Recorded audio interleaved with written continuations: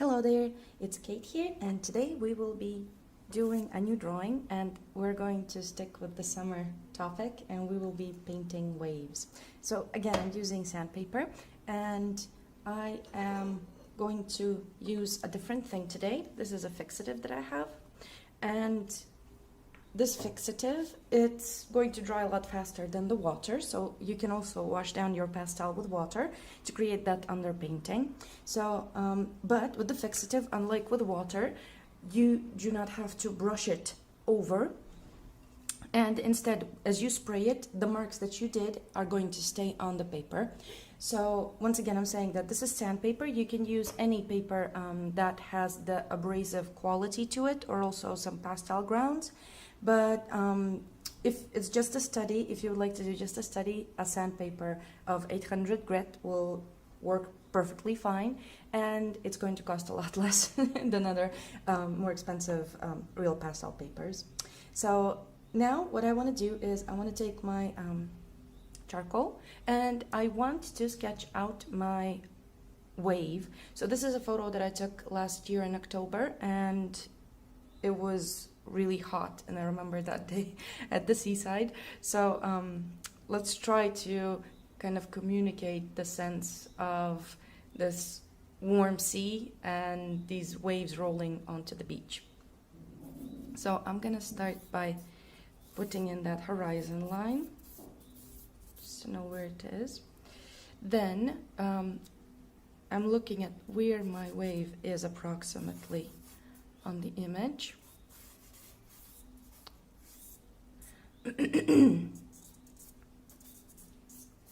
I chose a square cropping of the painting because it's slightly different to usual landscape drawings, because usually when you draw waves, it's usually in a landscape kind of crop of the composition. So here I see this white foam. And one more thing that I wanted to say, we will be using very few white in our foam.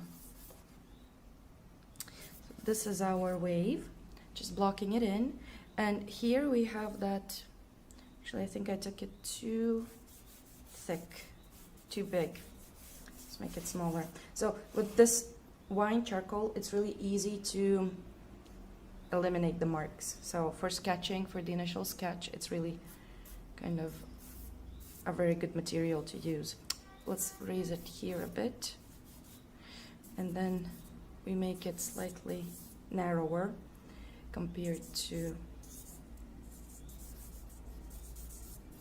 how it was before. And here I want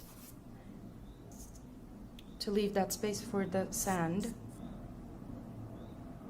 So it's approximately slightly above the middle of my sheet where the wave should end. So I'm still getting it wrong. So this is, let's see if I got the middle.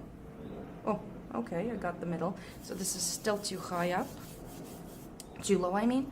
We need to, so the wave ends somewhere here, and I like this diagonal movement, slightly diagonal movement.